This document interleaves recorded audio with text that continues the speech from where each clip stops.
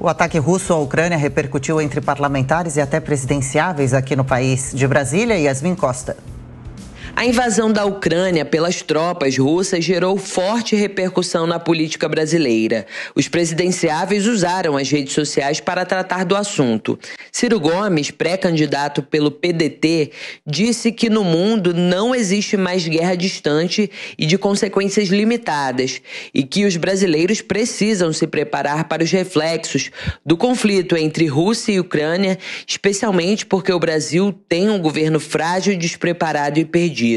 O governador de São Paulo e também pré-candidato à corrida presidencial, João Dória, condenou a invasão ucraniana e avaliou que ninguém ganha quando a violência substitui o diálogo e o que está em jogo são milhões de vidas. Sérgio Moro repudiou a guerra e a violação da soberania ucraniana e pediu a paz.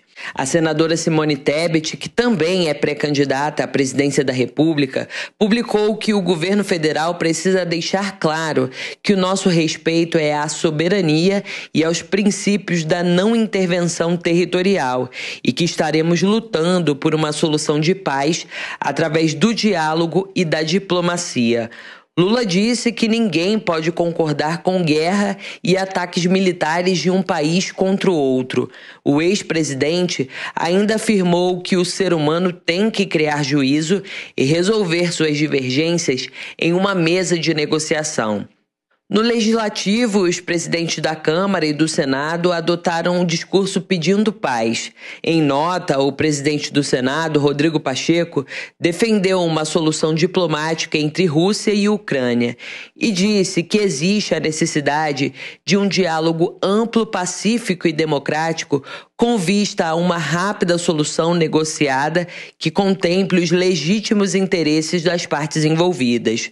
O presidente da Câmara, Arthur Lira, defendeu que o mundo já enfrenta um luto de milhões de perdas da pandemia da Covid-19 e, à medida que voltamos à normalidade, assistimos uma escalada sem precedentes entre Rússia e Ucrânia.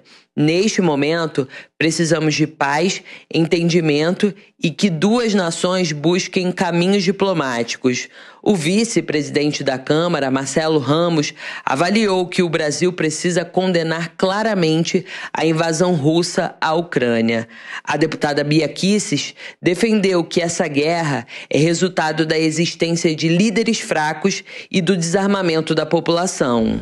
O desarmamento, pelo visto, não funcionou e é por isso que a gente tem que pensar que, se queremos a paz, temos que nos preparar para a guerra. O desarmamento, da mesma forma, de civis, apenas possibilita que governos tiranos avancem sobre os direitos da população. Já o deputado Marcelo Freixo criticou a postura do governo brasileiro diante do conflito. Em uma publicação, ele afirmou que é lastimável que o governo brasileiro, antes respeitado no cenário mundial, não tenha mais relevância diplomática por causa do esvaziamento da nossa política externa. Em entrevista ao jornal Jovem Pan, o deputado Ricardo Barros, que foi presidente da Frente Parlamentar Brasil-Ucrânia, defendeu que, neste momento, o governo brasileiro não tem condições de adotar uma postura mais enfática diante do conflito. Nós não somos um player da segurança mundial. O Brasil é um país de índole muito pacífica, né, que não tem também uma grande estrutura de defesa. Então, nós estamos fazendo o nosso papel, que é apelar para a diplomacia. Marco, eu vejo que nós podemos avançar nesta área da diplomacia, do socorro, do auxílio aos flagelados da guerra. Representantes das comissões de Relações Exteriores da Câmara e do Senado repudiaram a invasão russa em território ucraniano. Segundo os parlamentares, essa atitude do governo russo viola princípios fundamentais da Carta da ONU e atenta contra a soberania e a integridade territorial. No Executivo, não houve consenso no discurso adotado. O vice-presidente da República, Hamilton Mourão, criticou a invasão russa, afirmou que intervenções econômicas não são suficientes e que o Brasil não está neutro no conflito. tem que haver um uso da força, realmente um apoio à Ucrânia, né? Mais do que está sendo colocado. Essa é a minha visão, né? E se o mundo ocidental pura e simplesmente deixar que a Ucrânia caia por terra, o próximo vai ser a Moldávia, depois serão os estados bálticos e assim sucessivamente. Na transmissão, o presidente também subiu o tom e desautorizou o vice-presidente. Bolsonaro disse que a palavra final do executivo é dele. O artigo 84 da Constituição que diz que quem fala sobre esse assunto é o presidente. E o presidente chama-se Jair Messias Bolsonaro. E ponto final. Então, com todo respeito a essa pessoa que falou isso, e eu vi as imagens, falou mesmo, tá? Tá falando algo que não deve. Não é de competência dela, tá? É de competência nossa.